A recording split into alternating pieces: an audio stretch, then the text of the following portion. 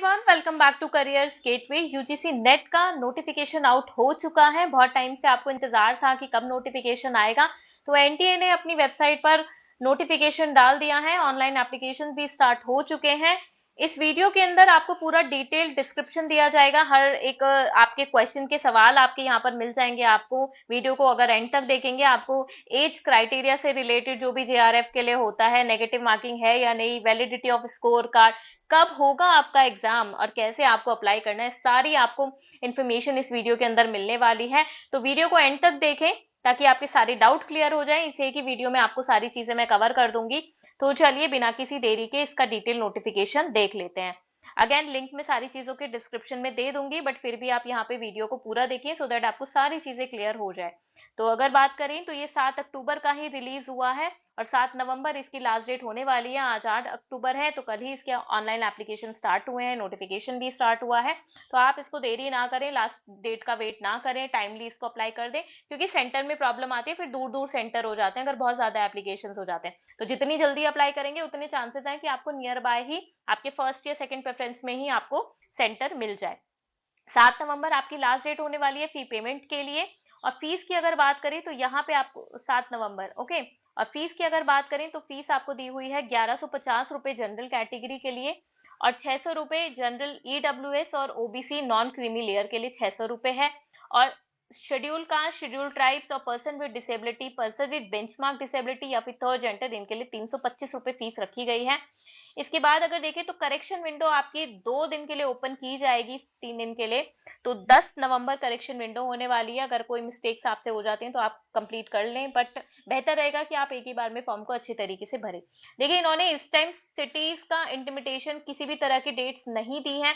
Last जो जून का application आया था उसमें ऑलरेडी सारी डेट्स डिसाइडेड थी कि कब से कब तक एग्जाम होंगे, कब आपकी नोटिफिकेशन, कब आपका जो ये आपका एडमिट कार्ड है 1 हफ्ते पहले आ जाएगा, ये सारी चीजें थी। तो मान के चलिए आप फिर भी कि आपका दिसंबर से लेके जनवरी स्टार्टिंग तक, मिड तक कंप्लीट हो जाएगा प्रोसेस। ठीक है, तो फिर भी आप अपनी तैयारी स्टार्ट कर सकते हैं। सारी चीजें आपको बता दी हैं। 180 मिनट आपको दिए जाएंगे, यानी कि 3 घंटे आपको दिए जाएंगे। 2 पेपर होंगे।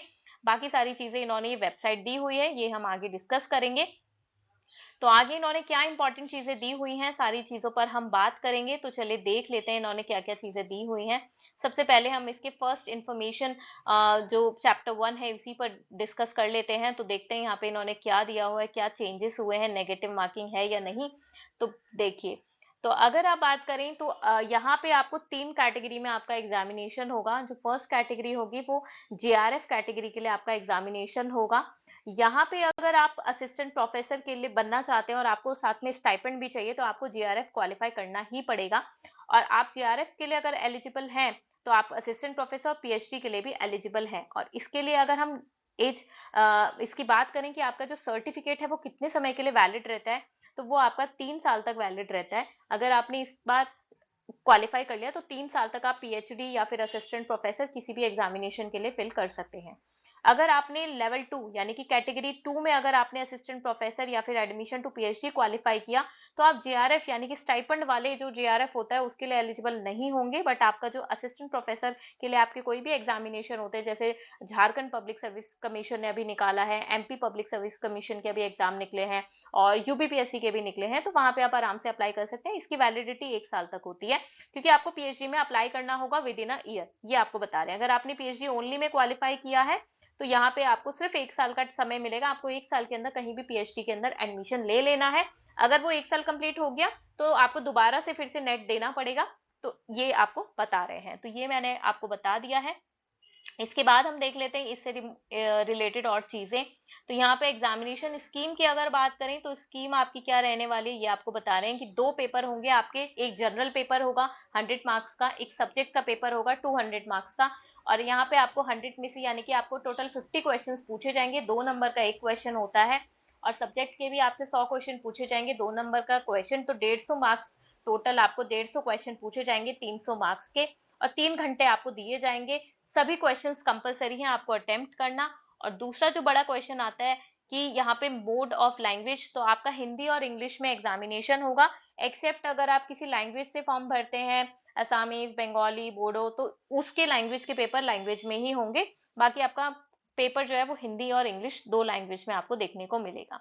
यहाँ पे सबसे इंपॉर्टेंट बात हो जाती है कि नेगेटिव मार्किंग है या नहीं, तो बिल्कुल एनटीए ने इस बार भी नेगेटिव मार्किंग इंट्रोड्यूस नहीं की है। तो there is no negative marking. 2 number का एक क्वेश्चन है, अगर आप पूरे 300 में से 150 क्वेश्चन अटेम्प्ट आपको करने ही हैं और जितने ज्यादा से ज्यादा आप सही करेंगे तो आपके लिए उतना ही अच्छा रहेगा। तो कोई नेगेटिव मार्किंग यहाँ पे नहीं है, सभी क्वेश्चन आपको अटेम्प्ट करने। इसके बाद हम देख लेते हैं क्या और चीजें हैं। एलिजिबिलिटी और क्वालिफिकेशन पर बात कर लेते हैं।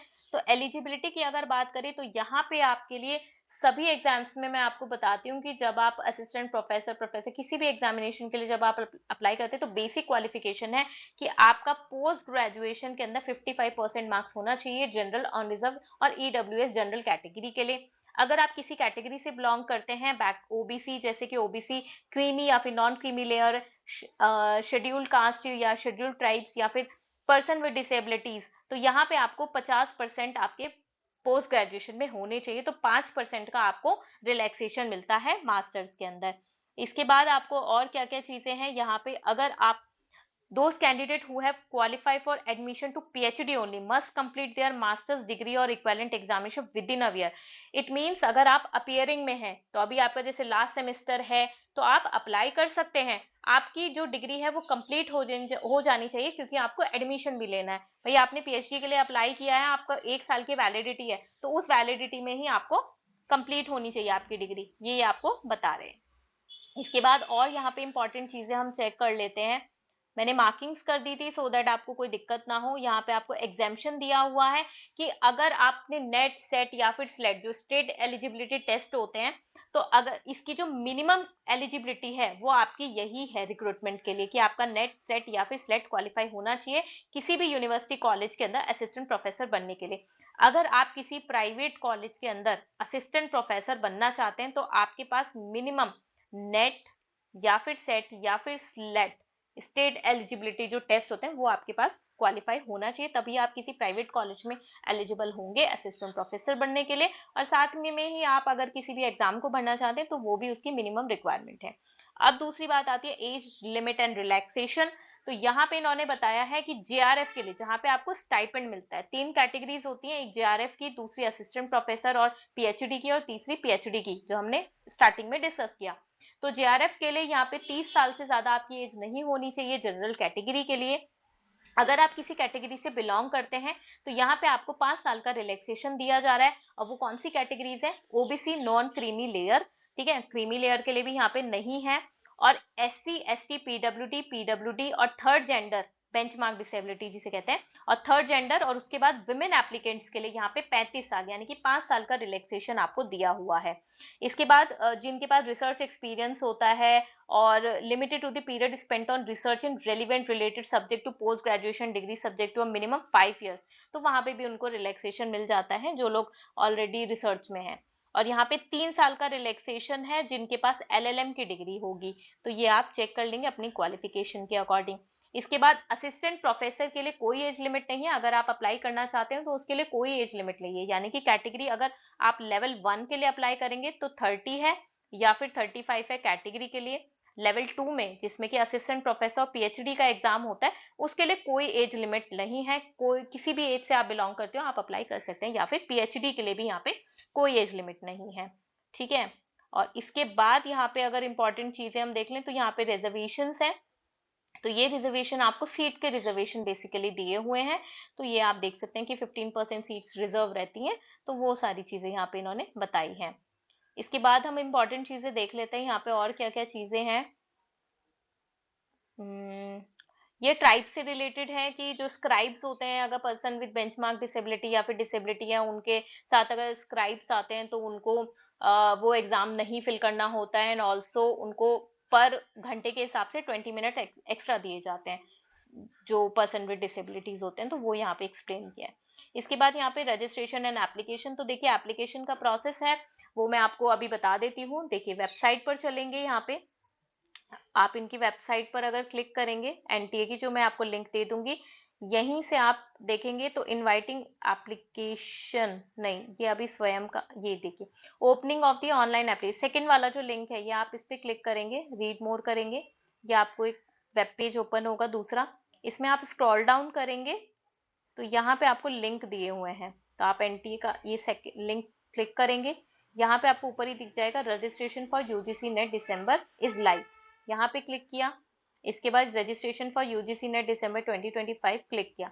अब आपको यहाँ पे स्टेप्स बताए हुए हैं, steps for apply online, apply for online registration, fill online application form, pay examination fee जो कि 1150 रुपये है अनरिजर्व कैंडिडेट्स के लिए, डाउनलोड करना है अपना कंफर्मेशन पेज, और उसके बाद आपको रजिस्टर कर लेना है। वो सारी चीज़ें बता रहे हैं। और अगर आप ऑलरेडी आपने जैसे दोबारा आपको फॉर्म ओपन करना है तो उसके लिए ऑलरेडी रजिस्टर कैंडिडेट्स। अगर आप चाहेंगे कि मैं आपको पूरा प्रोसेस स्टेप बाय स्टेप बताऊं तो आप मुझे कमेंट सेक्शन में बता देंगे, तो मैं आपको पूरा प्रोसेस को स्टेप बाय स्टेप बता दूंगी कि कैसे आपको अप्लाई करना है। फिर भी अगर कोई प्रॉब्लम आती है तो भी आप मुझे कमेंट सेक्शन में पूछ सकते हैं, I will definitely reply. So thank you everyone and all the best.